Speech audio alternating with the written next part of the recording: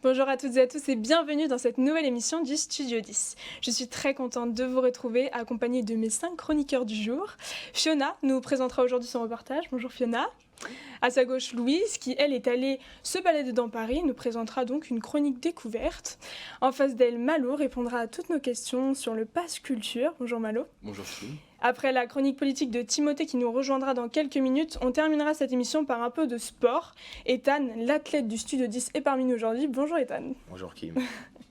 Alors bien sûr, je n'oublie pas notre discussion du jour. Notre échange portera une nouvelle fois sur l'application Elise.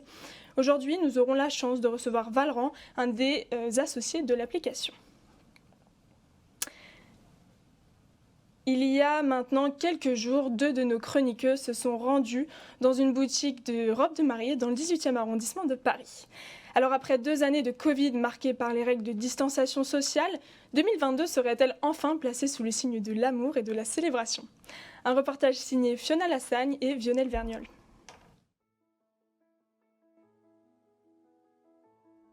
Après 2 années perturbées par la pandémie, le mariage fait son grand retour. 2022 s'annonce comme une année record. Une année pleine d'amour avec l'espoir d'un retour à la normale. La boutique Plume, située dans le 18e arrondissement, a son calendrier déjà complet. Il y a toujours des restrictions, mais nous, on fait une année record sur 2022. On n'a jamais vendu autant de robes, on n'a jamais reçu autant de mariés, autant de demandes. Tout le monde a des problèmes d'approvisionnement en termes de tissus. C'est-à-dire que là, on reçoit quotidiennement, hebdomadairement, on reçoit des mails de nos créateurs qui nous disent attention, commandez le plus tôt possible pour vos mariés, on a des problèmes d'approvisionnement. Il y a en effet quelques reports, des mariés qui devaient se marier en 2020, qui ont reporté à 2021, qui ont reporté à 2022. Il en reste, mais la majorité des reports, des mariés qui avaient reporté se sont déjà mariés l'été dernier au final. Alors à mon sens, elle va durer aussi l'année prochaine. Je pense que 2022 et 2023, ça sera une très bonne année. On reçoit déjà, on est en janvier, février 2022, on reçoit déjà énormément de demandes de mariés qui veulent venir alors qu'elles se marient à l'été 2023. Donc on leur dit c'est beaucoup trop tôt, il faut attendre un petit peu. Après 2024, on ne peut pas savoir. 2022 s'annonce prospère pour les mariages, alors qu'en 2020, le nombre de mariages n'a jamais été aussi bas depuis la Seconde Guerre mondiale. Un reportage qui fait rêver. Alors je me tourne maintenant vers toi, Fiona. Alors qu'est-ce que tu as retenu justement de ce tournage? Plusieurs choses. Avec Violaine, ça a été une expérience plutôt enrichissante pour nous. On a eu l'occasion d'aller dans cette boutique et de faire certaines activités comme essayer une robe de mariée, que ce soit Violaine ou moi. Donc c'était vraiment une expérience incroyable pour des jeunes femmes. Après, l'accueil de la dame a été très très très chaleureux. Donc c'était vraiment agréable. Elle avait pris un rendez-vous pour nous exprès sur 3 heures pour vraiment prendre le temps de nous expliquer et tout ça. Donc c'était vraiment sympa. On a eu l'occasion de discuter avec elle, que ce soit de face caméra ou derrière, pour vraiment comprendre son expérience par rapport au Covid, au manque de tissu en ce moment. Donc c'était vraiment Très enrichissant. Exactement. Maintenant, je vais me tourner vers vous tous. Alors, je m'adresse justement à vous tous parce que les années Covid ont mis à mal le mariage, mais finalement, quand on regarde de plus près les chiffres de l'INSEE, on s'aperçoit qu'entre 2012 et 2019, en France, on avait déjà enregistré une baisse de 10% des célébrations de mariage. Donc, on peut expliquer cette baisse par la démocratisation du Pacs, mais aussi par les changements de la société. En fait, tout simplement, maintenant, on n'a plus besoin de se marier pour vivre ensemble. Donc voilà, bon, alors Fiona, c'est toi qui as lancé le sujet. Je te demande en première, tu es peut-être un peu jeune, mais qu'est-ce que tu penses du mariage? Est-ce que ça te fait toujours rêver? Ça fait rêver, hein. Une certaine partie de nous a envie de se marier, forcément. Après, comme tu dis, on est jeune, donc on a le temps de voir, mais oui, ça me fait rêver. Toujours. Et du côté des hommes, alors on en pense quoi de ces traditions? Est-ce que c'est trop archaïque ou c'est toujours d'actualité? Non, c'est pas archaïque parce qu'en vrai ça regroupe plein de choses. C'est une fête, c'est des bons moments, etc. Et après ça marque quand même. C'est important dans la vie de quelqu'un. C'est pas étonnant que la baisse, qu'on ait enregistré une baisse. Mais après les chiffres de 2022, ils montrent que ça va recommencer. On espère en tout cas que ça continuera pour 2023 et les années à venir, quoi. Mhm. Est-ce que vous connaissez des jeunes justement en dessous de moins de 25 ans qui se marient actuellement? Moi, oui. Ouais. Personnellement, j'en connais. J'ai une amie à moi une amie. Il y a le temps. Qui s'est mariée, elle avait 23 ans. Et ça s'est très bien passé. Enfin, les parents étaient contents, la fille était contente. Donc, je vois pas. Enfin, je sais que souvent on se dit c'est un petit peu mal vu de se marier avant 25 ans. Mais en soi, si ça va à tout le monde, pourquoi pas? Et c'est là qu'on voit que ça a bien changé, puisqu'avant, il fallait vraiment se marier pour commencer une vie avec un partenaire, quoi. Et Ethan, toi, t'en penses quoi? Oui, sûr, comme Fiona et Malo l'ont dit, la société a évolué. Avant, on se mariait beaucoup plus jeune. Maintenant, aujourd'hui, on se marie de moins en moins, on divorce de plus en plus. On reste moins longtemps avec les mêmes personnes également. Moi, de mon côté, je pense que je suis un des grands défenseurs du mariage à mon âge. Moi, évidemment, j'aimerais bien me marier. Donc, si quelqu'un m'écoute, non, non, mais je veux dire qu'aujourd'hui, c'est vrai que le mariage, c'est au-delà d'une fête religieuse, c'est une fête qui célèbre l'amour. C'est comme la Saint-Valentin. On n'est pas obligé d'être croyant à quoi que ce soit pour se marier. Chose qui sert aussi à fidéliser l'amour et finir sa vie avec la personne avec qui on s'est marié finalement. Et moi, aujourd'hui, quand je vois mes grands-parents qui vont fêter leurs 50 ans de mariage cet été, ça me fait un peu rêver. On sait qu'aujourd'hui, c'est peu probable de rester 50 ans parce qu'il faut se marier tôt déjà. Oui. Et il faut tenir avec la même personne, comme on dit. Donc voilà, moi, oui, j'aimerais bien me marier en tout cas. Mais Mettre c'est deux normal ensemble. qu'il y ait une baisse. Enfin, il y a eu le Covid déjà pendant 2 ans, donc les mariages ont été reportés. Oui. Après, comme dit Malo, 2022, ça monte des chiffres incroyables, donc c'est beau à voir. Bon, bah tant mieux. Et vu que dans le Studio 10, on aime bien l'amour, la semaine dernière c'était la Saint-Valentin, cette semaine le mariage, on va continuer sur cette passe belle un lancée, cap. j'espère. On passe un cap, c'est On sûr. passe un cap. Exactement. Alors du coup, maintenant, je me tourne vers toi, Louise. Donc cette semaine, tu es partie te balader dans Paris et tu vas nous partager justement ta belle découverte dans le 1er arrondissement de Paris, c'est bien ça? Exactement. Donc en effet, aujourd'hui, c'est une chronique découverte que je vais vous proposer. La découverte d'un lieu insolite dans le 1er arrondissement de Paris, le 59 de la rue de Rivoli. Cet ancien immeuble squatté est devenu depuis plusieurs années le repère de divers artistes qui libèrent leur créativité à la vue de visiteurs curieux. Et donc qui détient ce lieu alors? Donc ce lieu, il est détenu par un collectif d'artistes. Il est ouvert à tous. L'accès est libre et gratuit du mardi au dimanche de 13h à 20h, sous condition évidemment d'y présenter un pass sanitaire valide. À 2 pas de la place du Châtelet et en plein cœur de Paris, le 59 Rivoli accueille dans ses murs mythiques plus de 30 ateliers d'artistes et un espace d'exposition. Ce site ouvre ses portes à de nombreux artistes en résidence. Des concerts animent aussi le lieu et sa galerie d'art contemporain est certes ouverte aux artistes qui y résident, mais elle est aussi ouverte aux artistes extérieurs. Donc c'est un lieu chargé de talent et d'originalité. Le 59 Rivoli tente par-dessus tout d'être un véritable pôle artistique autour duquel la créativité, les langues d'art et les expressions singulières gravitent. Ancré dans un paysage touristique parisien, c'est un endroit parfait pour les amoureux de l'art, ou encore les simples curieux qui souhaitent découvrir de nouveaux styles, mais surtout prendre des photos dans un cadre artistique pluriel. Et donc ce lieu, on imagine qu'il attire beaucoup de gens, il y a beaucoup de personnes qui viennent à C'est l'année. bien pour cela que le 59 Rivoli accueille chaque année des dizaines de milliers de visiteurs, qu'ils soient d'ailleurs parisiens ou non. Le site a aujourd'hui acquis une notoriété internationale et est d'ailleurs cité parmi les lieux de création à voir à Paris. Sa réputation en a fait une véritable résidence sur 6 étages où se côtoient des expositions et des ateliers d'artistes en tout genre, comme du street art, de la peinture ou encore de la sculpture. C'est un véritable centre de création pour les visiteurs et les touristes parisiens qui soutiennent l'art et la création de jeunes talents émergents. Donc, l'originalité de cet endroit est donnée par les différentes œuvres qui le parcourent. Elles sont accrochées au mur, affichées dans les escaliers, mais sont surtout directement réalisées sur les tables de travail, un lieu où l'inspiration est présente au quotidien. Et donc quelle ambiance règne au 59 rue Rivoli? Donc tout aussi plaisant évidemment pour les visiteurs, la bonne humeur des artistes est d'autant plus agréable, de la musique, des artistes qui discutent entre eux, des visiteurs qui se prennent en photo un petit peu partout, devant les œuvres. C'est un réel plaisir pour tout le monde de se balader, mais surtout de découvrir le 59 Rivoli. Très bien, bon, un bel endroit à noter dans notre carnet Exactement. d'adresses. Très bien, mais merci Louise pour cette belle découverte. Et nous on se retrouve tout de suite après une courte page de réclame spéciale Studio 10. Avec Studio 10, suivez tous les jours l'actualité française et internationale sur TikTok et Instagram. Retrouvez nos backstage, les bandes annonces de nos émissions et nos meilleures chroniques. De retour sur le plateau de Studio 10, on a changé nos invités, notre chroniqueur. Alors Tim est venu aujourd'hui pour nous parler politique. Donc Timothée, justement, tu as décidé de revenir sur les débats récents autour de la chasse en France. Nous t'écoutons. Concernant les accidents donc, de chasse, c'est une question donc phare tourner après vers celles qui sont posées par l'économie, donc le pouvoir d'achat des Français ou encore l'insécurité. Les candidats de la présidentielle de 2022 donnent leur avis sur la chasse, devenue un indispensable pour l'échiquier politique. On y retrouve donc une gauche plus qu'opposée à la chasse à court, avec certains candidats comme Jean-Luc Mélenchon ou Nathalie Arthaud qui souhaitent en interdire la pratique totalement. Yannick Jadot, quant à lui, souhaite appuyer une interdiction de chasse, donc pour le week-end et lors des vacances scolaires. De l'autre côté, on a une droite avec Valérie Pécresse et Éric Zemmour, donc deux candidats qui s'accordent plus ou moins pour défendre cette pratique. Il faut arrêter la chasse aux chasseurs, a-t-elle annoncé. La semaine dernière, lors du grand oral du mouvement de la ruralité, donc la candidate LR Valérie Pécresse, et concernant Marine Le Pen ou encore Nicolas Dupont-Aignan, on est sur des candidats qui sont tous deux dans une stratégie du en même temps, engagés pour la défense animale, mais également pour les chasseurs. Du côté de notre président de la République, Emmanuel Macron, qui n'est pas encore officiellement candidat, mais officieusement.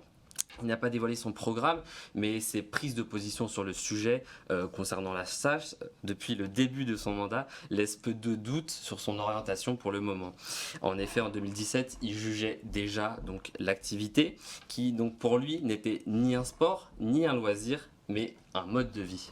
Alors du coup, actualité l'oblige, les candidats vont devoir justement d'ici les prochains jours se positionner par rapport aux mesures ou réaffirmer justement les positions plus concrètes par rapport à la chasse. Est-ce que tu peux nous en dire plus ? En effet, après l'accident qui survient donc ce week-end avec une randonneuse tuée samedi par une balle perdue alors qu'elle se promenait avec son compagnon donc sur un chemin totalement balisé, donc une adolescence suspectée à l'origine de ce tir mortel, la chasseuse de 17 ans qui a tué donc une randonneuse de 25 ans à Casagnouz dans le Cantal a été déférée au tribunal ce mardi matin, a annoncé donc le parquet d'Aurillac hier donc dans la journée via un communiqué de presse.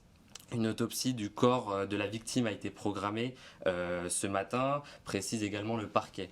Donc une enquête est ouverte pour homicide involontaire également et l'affaire est confiée à la brigade de recherche d'Aurillac. Et donc pour éviter que ce genre d'incident se répète, quelles sont les propositions qui ont été présentées par les candidats jusqu'ici ? Alors on a certains candidats comme Yannick Jadot ou encore Jean-Luc Mélenchon avec plusieurs personnalités politiques qui ont donc réclamé en France cette interdiction de chasse le week-end et durant les vacances scolaires pour faciliter, on va dire, une certaine cohabitation entre les chasseurs et les promeneurs ou randonneurs. D'après Yannick Jadot, on a 61% des Français qui seraient favorables. Donc il a posté ça le biais de l'incident qui s'est déroulé ce week-end. À l'inverse, plutôt que l'interdiction totale donc de certains chasseurs souhaitent limiter donc en réaménageant certaines lois. Donc un chasseur nous explique « J'interdirai la chasse des gros calibres car de nos jours certains y vont avec des fusils de guerre ». Donc ça c'est Daniel, un responsable de la chasse dans les Bouches-du-Rhône qui explique sur RMC que en fait de nos jours les chasseurs viennent avec des armes lourdes qu'ils n'auraient même pas besoin d'utiliser pour tuer des simples bestiaux donc inoffensifs, et d'autres donc sont pour augmenter une limite d'âge qui aujourd'hui chaque personne de 16 ans peut chasser seule. Et donc il voudrait l'augmenter comme on l'a fait pour l'alcool, comme on l'a fait pour le tabac. Et en dernier point, en fait, on a certains chasseurs qui souhaitent préconiser également le tir à plomb pour certaines espèces qui ne nécessitent pas de balles réelles. Et ensuite, on a également, donc, tu penses qu'on est là pour réguler, mais t'as pas compris qu'on prend du plaisir dans l'acte de chasse, j'en ai rien à foutre des régulés, a annoncé donc le 10 novembre dernier, Willy Schren. Donc si vous ne savez pas qui est Willy Schren, c'est le président de la Fédération nationale des chasseurs depuis août 2016, et donc il a annoncé ça sur le plateau de RMC. On vous partage la vidéo.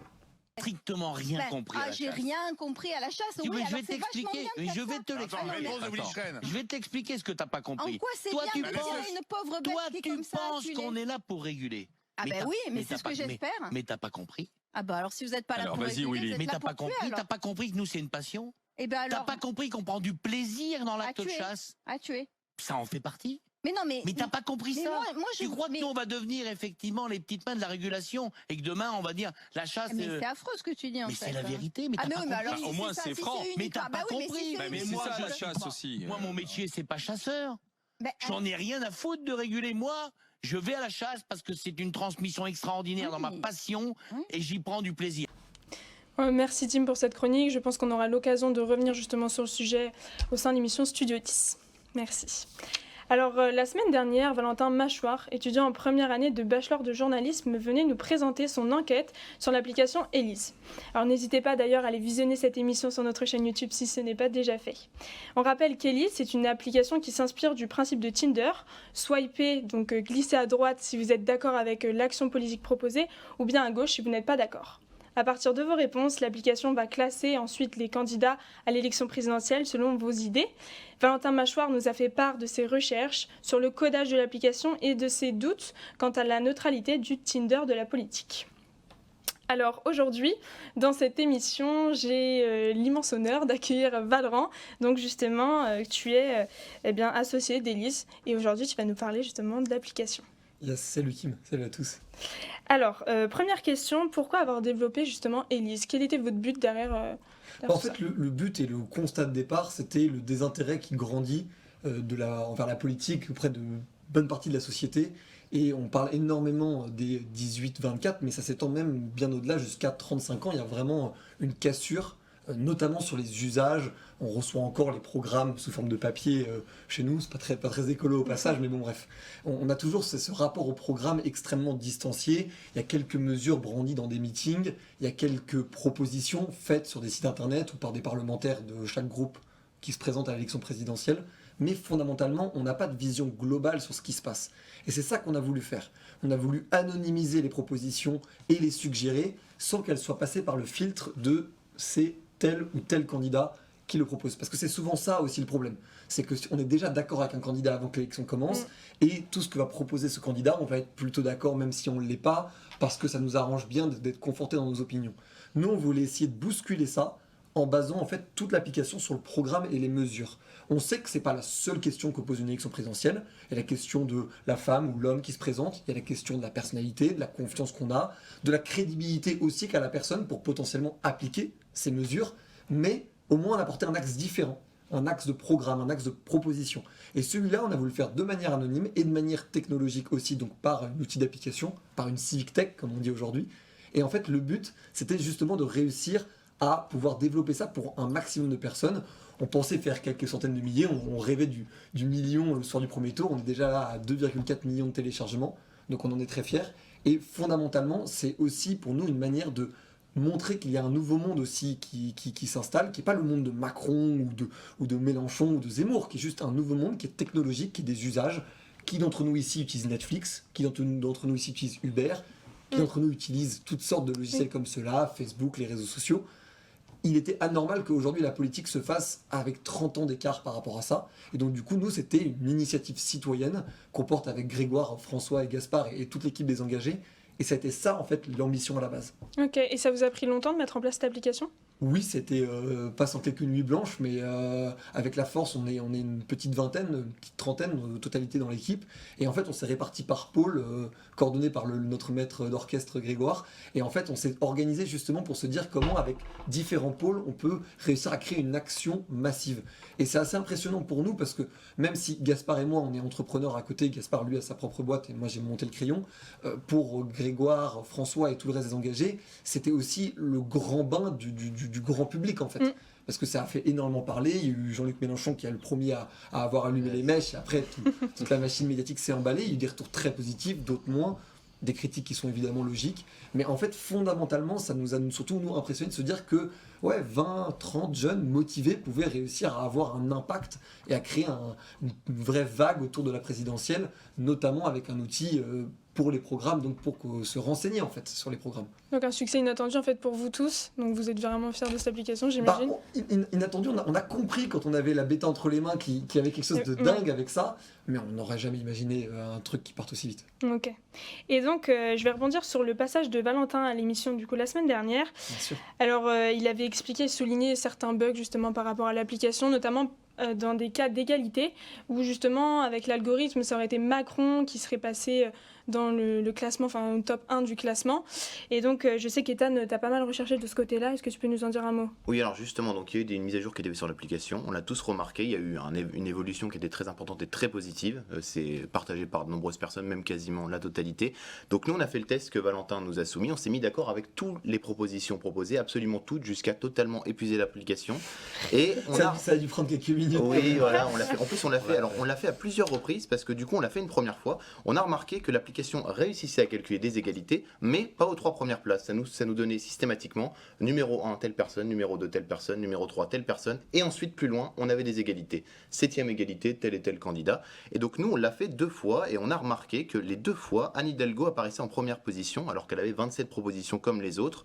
Donc le classement que j'ai sous les yeux qu'on a fait, en se mettant d'accord avec tout le monde, c'était Anne Hidalgo première, 27 propositions, Fabien Roussel second, Emmanuel Macron ensuite 3e, égalité avec Yannick Jadot, Nicolas Dupont-Aignan et Éric Zemmour. Et ensuite, on avait des égalités ailleurs. Donc pourquoi cette égalité encore Ça, c'est une question de développement de l'application. En fait, fondamentalement, ce qui s'est passé, parce que c'est la racine du sujet, parce que c'est là d'où est venu le tweet de Jean-Luc Mélenchon, du fait que quand on swipait que d'un côté, donc à droite ou à gauche, avec 0% pour ou 100% pour, sur toutes les propositions, Macron ressortait en premier, Hidalgo en deuxième et je crois Jadot en troisième, si je ne dis pas de bêtises. C'est ça. Et en fait, fondamentalement, ce qui se passait, c'est que c'est l'ordre dans lequel les candidats ont été rentrés dans la base de données de l'application par François, qui est le chef technologique, le développeur de l'application.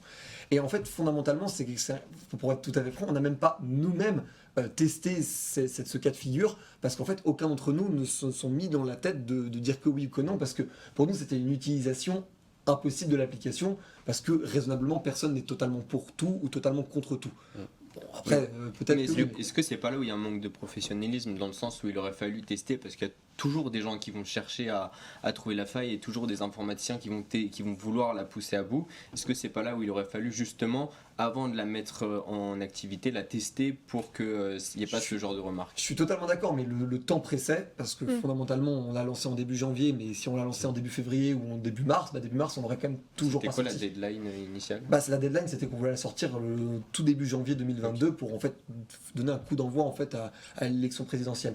Et je comprends complètement la remarque du manque de professionnalisme ou de l'amateurisme, mais la réalité, elle est double. La première, c'est que personne n'a développé Élise, en fait, fondamentalement. Et c'est aussi ça qu'il ne faut pas oublier, c'est que je comprends, j'entends tout à fait la critique, mais la réalité, c'est que beaucoup de gens qui ont critiqué ça n'ont pas développé Élise, n'ont pas développé beaucoup de choses qui auraient permis une plus grande compréhension des programmes. Et j'aurais aimé que plus de gens qui se sont amusés à trouver des failles, et il y en avait, s'attardent aussi sur le bien et le positif qu'apportait justement cette plus grande compréhension des programmes, et à l'échelle quand même de 2,5 millions de personnes. Parce que là, du coup, il n'y avait pas d'anciens développeurs d'applications parmi les créateurs de Élise. Non, François a appris le React Native, qui est le code dans lequel il l'a développé, il y a moins d'un an. Il est en sciences politiques, il veut faire de la science politique et il est à HEC Montréal. C'est pour dire, on est vraiment à la base juste des jeunes qui veulent s'engager pour le bien de leur pays. Et c'est ça, en fait, fondamentalement, le projet, en fait. Ça n'a jamais été une équipe de développeurs de 35 computer science ou data scientists qui se sont mis derrière. C'est pas les gros... Parce qu'en fait, tout ça, il aurait fallu que quelqu'un le porte. Et aujourd'hui, ça a été aussi... C'est presque, en fait, même ça le message de Élise aussi, d'une certaine manière. C'est fondamentalement, on a fait quelque chose que personne ne s'est mis à faire et que personne n'a pensé faire. C'est tout notre mérite, mais c'est d'abord et avant tout, surtout, j'ai envie de dire, l'acte citoyen le plus pur, en fait. Et ça a été ça le projet dès le début, c'était de se dire, aujourd'hui, nous, on est ceux qui connaissons le mieux le rejet de la politique et l'abstentionniste.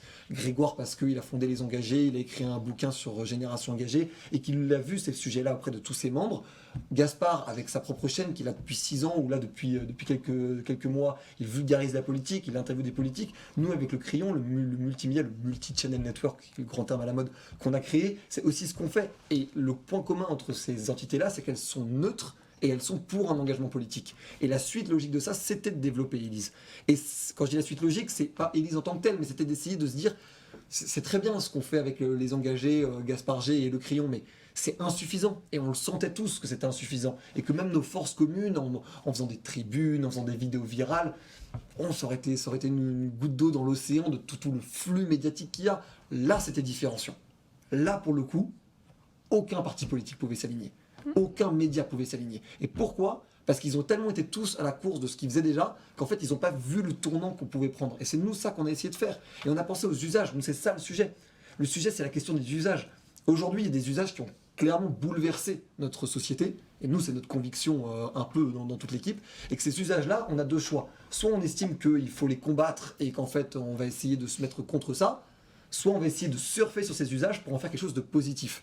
Parce qu'on peut critiquer Netflix sur le contenu qu'il propose, mais on ne devrait pas critiquer Netflix sur la facilité que c'est de choisir un contenu. C'est juste qu'on devrait peut-être mettre des documentaires plus pertinents, des cours d'histoire, peut-être des cours de mathématiques sur Netflix. Mais fondamentalement, le sujet problématique avec Netflix, c'est pas la plateforme et l'usage, c'est le film ou la série qu'on va regarder. Mais c'est pareil avec Tinder. Tinder, on peut le critiquer sur les rapports et les relations amoureuses. Très bien, hein, ok. C'est une application qu'on critique souvent en disant que ça titille l'ego plutôt que ça me permet des rencontres. C'est pas toujours vrai, mais bref. Sur Elise, ça permet la compréhension des programmes. Donc oui, il y a le classement, mais le classement c'est presque anecdotique, j'ai envie de dire. C'est une manière de rendre ça marrant, amusant, partageable, pour qu'en fait on puisse comparer. Mais je crois pas qu'il y ait réellement des gens qui décemment vont choisir leur vote en fonction de leur classement Elise. Je pense qu'en revanche, ça va leur permettre de creuser peut-être les 3 premiers, peut-être les 5 premiers. Oui, ça c'est une bonne idée. C'est un petit truc, c'est que les jeunes, vraiment les ados qui viennent d'avoir 18 ans et qui vont faire leur premier vote, ils vont s'appuyer vachement sur ces classements.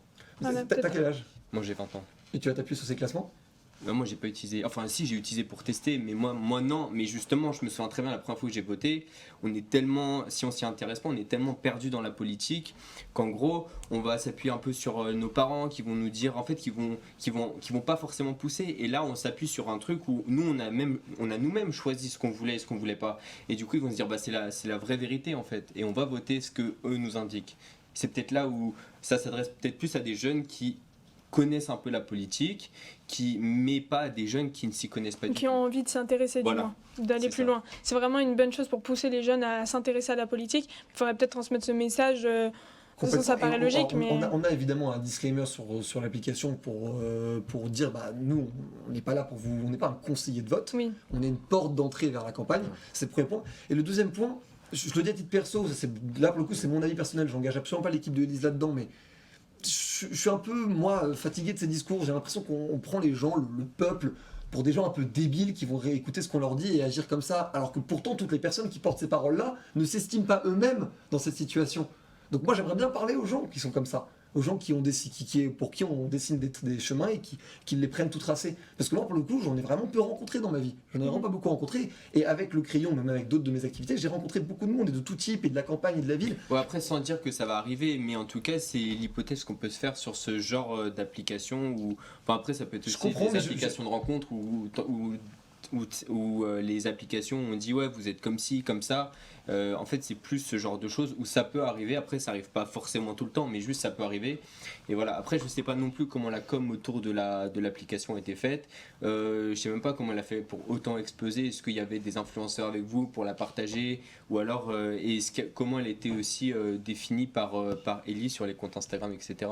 Bah, nous, alors, pour le coup, je termine juste un point avant de parler de la viralité. Moi, juste mon sujet par rapport à toute cette question de la naïveté des gens, tout ce qu'il y a avec, si jamais ils votent grâce à Elise alors qu'ils ne comptaient pas voter, bah, c'est mieux que rien aussi. Parce que nous, notre combat, c'est l'abstention. Nous, on s'en fout que vous alliez voter Philippe Poutou ou Florent Philippot, qui d'ailleurs je pense pas se présentera, mais ou Yannick Jadot ou Emmanuel Macron.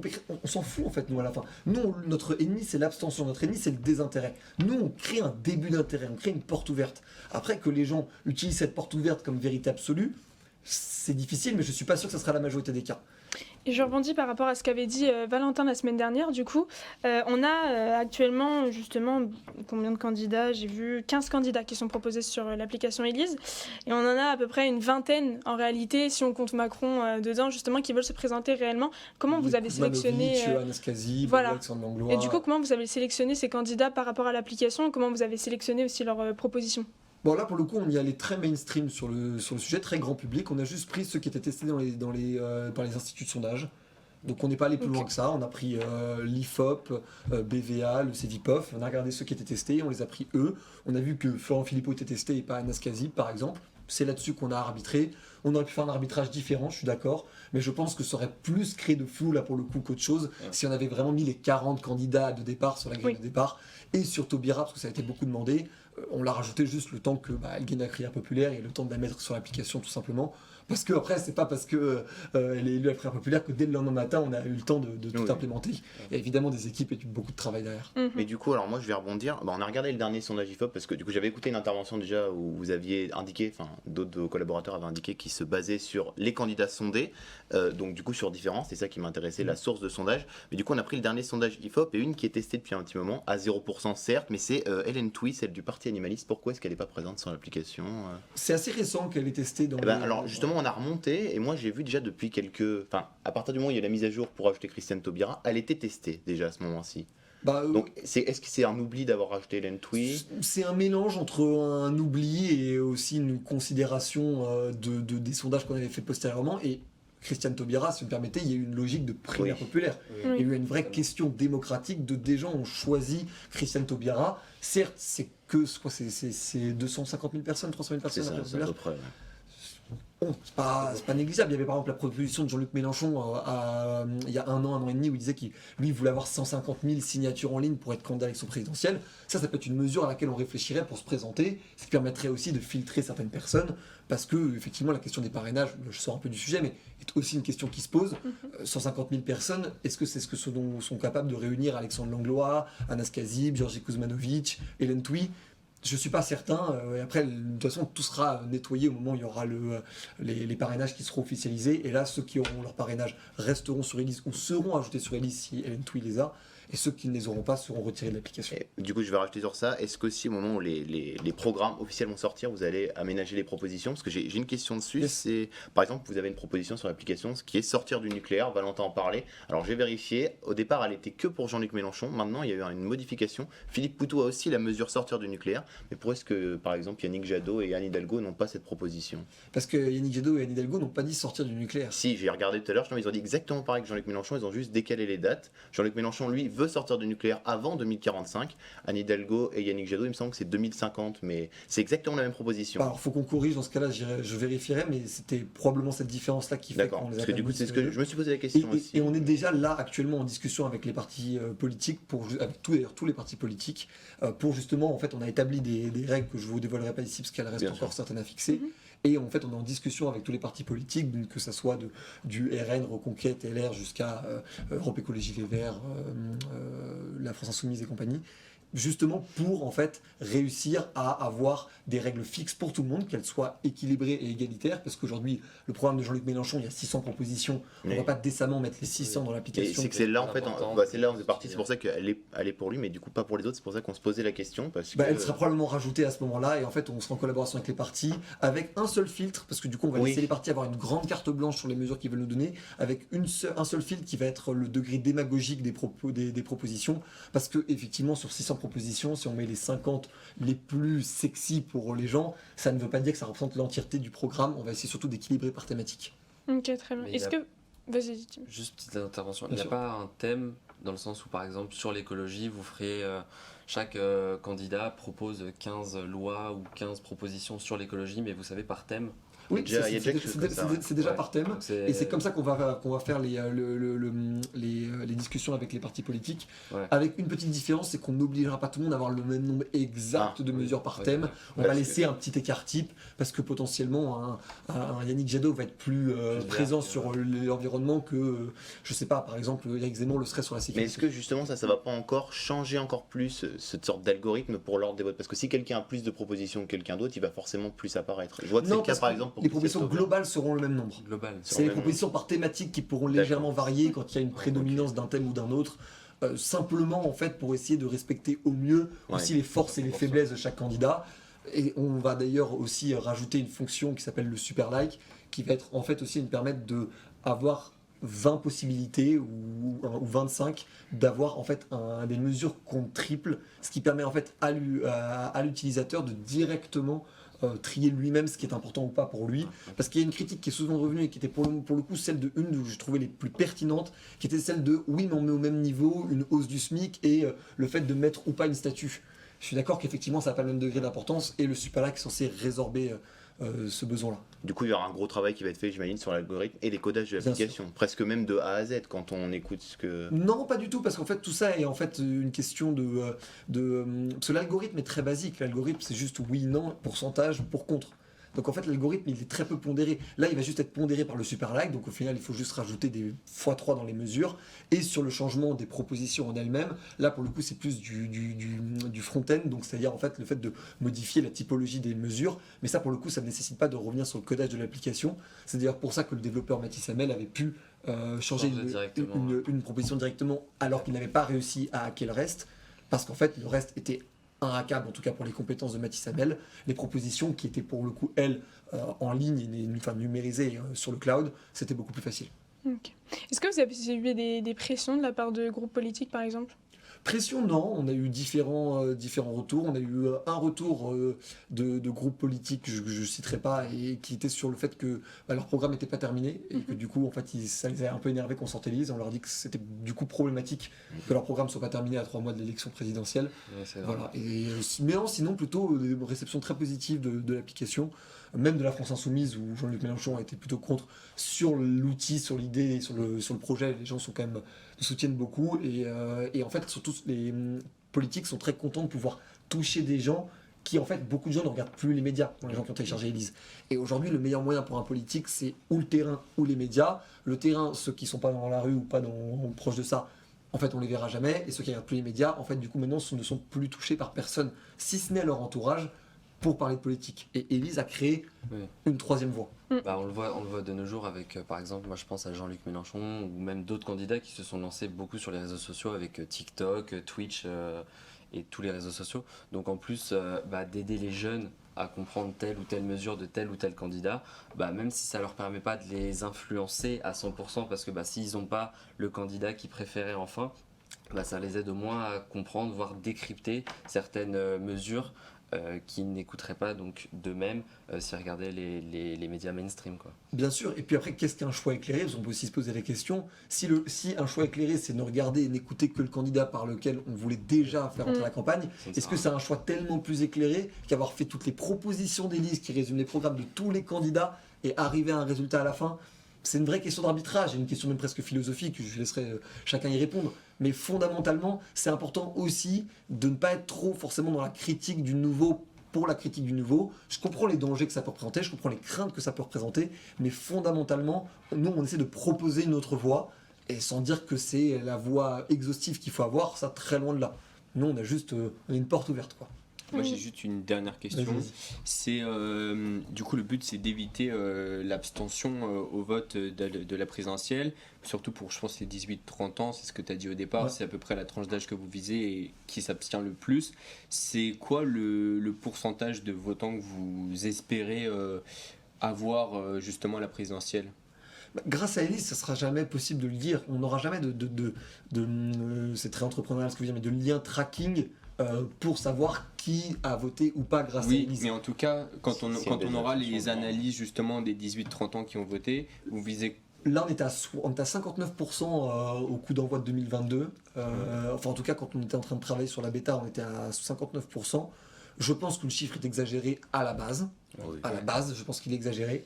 Et je pense que Élise, et d'ailleurs pas que Élise, mais la campagne, les initiatives, les mouvements de jeunes permettront, je pense, de passer ce chiffre-là. Je pense que si on est en dessous de la barre des 40%, ça sera déjà un début de succès. Okay. Ouais. Très bien. Bon, au-dessus, ça commence à être un problème. Okay. Bon, les garçons, plus de questions ? Non, c'est bon.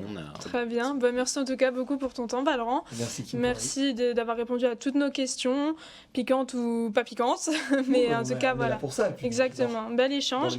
Et puis, du coup, moi, j'en profite pour rappeler le nom de ton média, du coup, Le Crayon, qui est un média neutre et indépendant. Et voilà, à retrouver sur YouTube, Instagram, Spotify. Tout le monde, un peu sur tous les réseaux. Un pure player, quoi. Exact, pure player. Et on a lancé très récemment une branche business et une branche pop culture, dont la branche business se porte merveilleusement bien, donc on est très fiers. Ok, très bien. Bon, merci beaucoup, encore une fois. Merci l'équipe. Alors du coup maintenant on va se retrouver avec une nouvelle chronique, Malo. Alors en février 2019, seulement 5 départements y avaient accès. Désormais, chaque citoyen français se voit recevoir un cadeau de 300 € le jour de ses 18 ans. Je parle bien évidemment du Pass Culture et aujourd'hui Malo est présent pour répondre à toutes nos questions. Carrément, on va continuer du coup avec les applications justement destinées aux jeunes. Tu vois que la technologie est partout. Ah mais je décris pas la technologie du tout, non c'est juste... voilà. Je sais. Donc, mais en plus je connais même pas l'application, enfin je peux pas l'utiliser, donc voilà.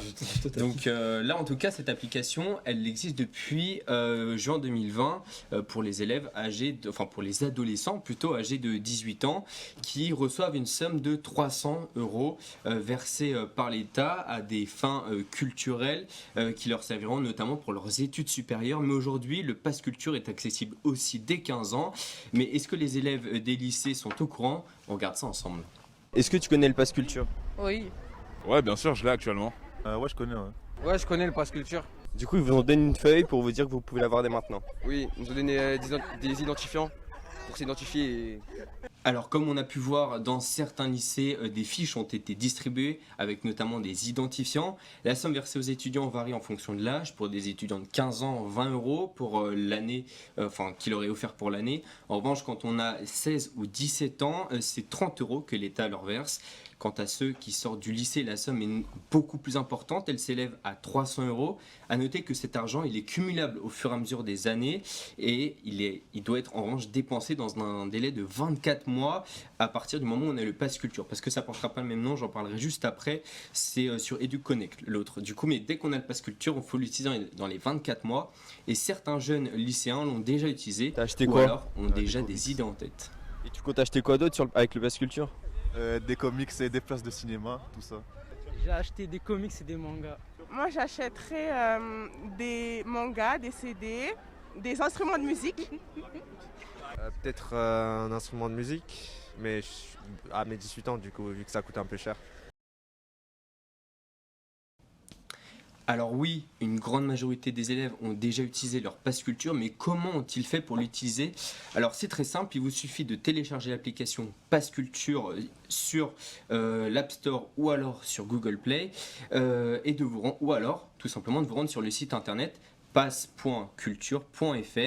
Ça, c'était pour les adolescents qui ont plus de 18 ans, justement j'en parlais, mais pour les lycéens, il faut entrer ces identifiants sur le compte EduConnect, justement les identifiants dont j'ai parlé tout à l'heure et qui sont distribués par les lycées. Alors il faut savoir qu'on peut acheter presque tout et n'importe quoi, parce qu'en revanche, les jeux vidéo, c'est pas possible, pas de site de streaming non plus, hein, comme Spotify, Deezer ou que sais-je, mais ce Pass Culture n'est pas non plus valable dans les librairies n'est pas dans les librairies d'occasion. Il est valable en revanche dans les librairies qui ont un contrat et les cinémas également. Donc ouais, des entreprises avec des contrats. Donc c'est pas toutes les librairies, il faut se renseigner, il faut aller voir et demander voilà, est-ce que vous acceptez le Pass Culture, et comme on l'a vu dans le magnéto et quand je suis allé me renseigner dans les librairies, c'est beaucoup les mangas qui sont mentionnés dans l'utilisation du Pass Culture, mais finalement si on va dans une librairie spécialisée, on se rend compte que l'utilisation est tout aussi importante. On est spécialisé sur tout ce qui est enjeux urbains, enjeux sociétaux, on est une librairie plutôt engagée, donc ils vont acheter des livres d'essais, de sociologie, sciences humaines, sciences sociales, de la littérature aussi, et puis quelquefois des livres d'art également. Alors ce Pass Culture est désormais disponible dès 15 ans, il suffit de récupérer donc vos identifiants au lycée, si vous ne sont pas distribués, vous allez les chercher à l'administration, et une fois fait, vous pouvez donc l'utiliser. Mais un conseil pour ceux qui sortent du lycée, ne dépensez pas tout pendant votre été, parce qu'une fois arrivé dans le supérieur, il vous servira grandement ce Pass Culture. Ça c'est un très bon conseil, moi je me souviens l'avoir téléchargé quand j'avais 18 ans et je pensais que j'allais l'avoir qu'une seule année, donc j'ai tout dépensé en un an, alors qu'en fait j'avais 24 mois, mais bon sur Paris j'ai pu profiter quand même théâtre, comme tu dis, librairie, concert, il y a quand même un large choix, c'est très pratique. Je sais pas si vous les garçons vous l'avez... Moi je l'ai bien économisé, non, je le dépense au fur et à mesure en fonction des influences qu'on a par les professeurs, par des médias. J'ai acheté un livre que le Crayon conseillait d'ailleurs, Economics, je l'ai acheté, il était conseillé, cool. donc non, en fonction des influences, c'est bien pratique. Donc il m'en reste encore assez pour acheter ce que je désire comme livre ou autre pour la suite. Tant mieux. Ethan, je vais continuer avec toi. Entre deux sets gagnant, bien sûr. Ethan, il a posé sa raquette pour venir avec nous et nous parler justement du retour du tennisman Novak Djokovic. Oui, alors pour les fans de sport et de tennis, le numéro 1 mondial Novak Djokovic, il vient enfin de démarrer sa saison sur l'ATP 500 de Dubaï dimanche. Après avoir été exclu, on le sait, ça fait du bruit partout, du premier tournoi du Grand Chelem de l'année en Australie parce qu'il n'était pas vacciné. Il a déclaré récemment qu'il refuserait de se vacciner quoi qu'il arrive lors d'une interview à la BBC. Donc la suite de sa saison risque d'être bouleversée également. Et du coup, même avec un schéma vaccinal incomplet, est-ce qu'il risquerait de rater beaucoup de tournois ? Alors même si la situation sanitaire mondiale semble évoluer dans le bon sens, certains pays ont stoppé ou ont allégé leurs restrictions. Pour l'heure, sans vaccin contre le Covid-19, la saison de Novak Djokovic risque d'être énormément perturbée. Lui qui est souvent habitué à un calendrier assez standard, assez normal pour les joueurs de son calibre, cette année il va devoir tout revoir et tout changer. Et donc, en l'état actuel, quel serait le programme de sa saison ? Alors il est important de dire en l'état actuel car de nombreux pays devraient lever leurs restrictions. Moi je pense honnêtement que Novak Djokovic pourra disputer Wimbledon et Roland Garros s'il observe une quarantaine forcée. On va attendre les prochains jours avec les prochaines lois. Mais cependant à court terme ça va être évidemment plus que bouleversé. En mars par exemple le Serbe ne devrait effectuer aucun tournoi hormis Dubaï qui exige seulement un test PCR négatif avant l'embarquement pour le pays. Tous les autres, il devra y renoncer. Je pense notamment à la tournée américaine. Il y a 2 Master 1000, donc ce sont des très gros tournois pour ceux qui ne s'y connaissent pas. Indian Wells et Miami qui demandent un pass vaccinal obligatoire. Donc Novak Djokovic va devoir tirer un trait dessus. Pareil pour les petits tournois début avril. Donc même là, il ne peut pas y aller. Les ATP 250, ce sont les plus petits tournois homologués sur le circuit professionnel. Pareil à Marrakech et à Miami aussi, il me semble. Donc ces deux à Miami, il va devoir tirer une croix dessus et ne pas les disputer. Cependant, le mois d'avril devrait lui permettre de démarrer comme tout le monde sa saison sur terre battue, même s'il va encore une fois devoir renoncer à Monte-Carlo sur sol français obligé, il faut un pass vaccinal. Il pourra s'aligner en Espagne, en Allemagne, au Portugal et en Serbie. Là-bas, on demande soit un test PCR négatif, soit sinon une autre règle qui entre en vigueur, c'est le certificat de récupération de moins de 180 jours. Novak Djokovic a eu le Covid mi-décembre il me semble, donc ça rentre en compte pour ces tournois, donc il peut y participer librement. Et enfin, pour le dernier tournoi auquel il ne peut pas participer, eh bien, c'est tout simplement à l'heure actuelle l'ATP de Lyon en France et Roland Garros, puisque là il faut absolument un pass vaccinal complet. Et du coup, après toutes ces péripéties, est-ce qu'on peut dire que sa place numéro 1 mondiale peut être menacée ? Eh bien, évidemment, ce n'est qu'une question de temps, Kim, avant que son règne ne s'arrête. Rien que le fait de ne pas avoir pu disputer l'Open d'Australie qu'il avait remporté lors de la dernière édition, il a perdu énormément de points. Et son concurrent direct au classement, c'est Dani Medvedev, le Russe, deuxième à l'ATP, qui a fait un excellent début de saison. Et là, il pourrait perdre dès cette semaine sa première place à l'ATP. Dani Medvedev est aligné sur un tournoi au Mexique, donc le tournoi d'Acapulco. S'il remporte le tournoi, quoi qu'il arrive, il doublera Novak Djokovic au classement. Et même s'il perd au premier tour, le Russe, Djokovic est dans l'obligation de faire au moins quart de finale à Dubaï, donc c'est pas rien quand même quand il s'appelle Novak Djokovic, pour conserver sa place quelques semaines, puisque dans tous les cas, il la perdra au fil des semaines, et ça va être très compliqué pour lui de rattraper finalement les points qu'il n'aura pas pu défendre. Et du coup, est-ce que Djokovic est le seul sportif dans cette situation ? Alors sur le circuit principal, oui, aucun joueur n'est concerné, en tout cas aucun joueur du top 100, enfin les joueurs dont on parle, ils obéissent tous aux règles sanitaires, mais en ce moment une affaire de faux pass sanitaire prend de l'ampleur. En effet, la police espagnole a achevé la semaine dernière ce qu'ils appellent la deuxième phase de l'opération Jenner, ouverte en janvier contre la branche espagnole d'une organisation qui fournirait des passes sanitaires ainsi que des tests PCR falsifiés. Cette deuxième phase, elle a permis à la justice espagnole d'établir une liste de personnalités publiques et sportives qui ont bénéficié ou qui sont impliqués directement dans le trafic. Et parmi cette liste, l'Australien de 23 ans, Alex de Minaur, donc il faut connaître le tennis peut-être pour connaître ce joueur, mais il est 32e à l'ATP, donc c'est un très bon classement. Il fait partie des personnalités mises en cause. Il a participé notamment à l'Open d'Australie, contrairement à Djokovic, il a même fait 8e de finale là-bas, et eh bien, il est mis en cause dans cette affaire. Donc l'enquête est toujours en cours, et l'ATP a déjà assuré que si Alex de Minaur avait été impliqué dans cette affaire de près ou de loin, les sanctions seront très lourdes. Donc je pense que dans les prochains mois, en tout cas c'est ce que l'enquête espagnole assure, on aura de nouvelles informations et de nouveaux noms qui tomberont concernant cette liste. Merci beaucoup Ethan pour cette chronique passionnée. Vraiment, c'est très intéressant de t'écouter. C'est intéressant parce que même quand on ne connaît pas le tennis, il y a toujours des enjeux autres, que ce soit ne serait-ce que géopolitique, parce que là, ce qui fait que Novak Djokovic ne pourra pas participer aux gros tournois, il va devoir se rabattre sur les plus petits tournois qui sont moins médiatisés. Les droits télé sont beaucoup moins chers, il y a beaucoup moins de joueurs qui se rendent là-bas finalement. Et donc là, c'est un mal pour un bien, j'ai envie de dire. Et il va devoir les disputer, forcer pour conserver sa place. Ça va peut-être permettre à des petits tournois d'être beaucoup plus médiatisés et dans les années à venir de faire venir des joueurs beaucoup plus gros. Je pense notamment à l'ATP de Lyon. Moi, j'y suis déjà allé en tant que spectateur. Il n'y a pas grand monde qui va là-bas. On n'a pas des énormes joueurs du circuit qui viennent. Bon, là, cette année, si jamais il peut le disputer, si les règles changent, là, on risque d'avoir un très gros tableau. Ouais. Ouais, beau public.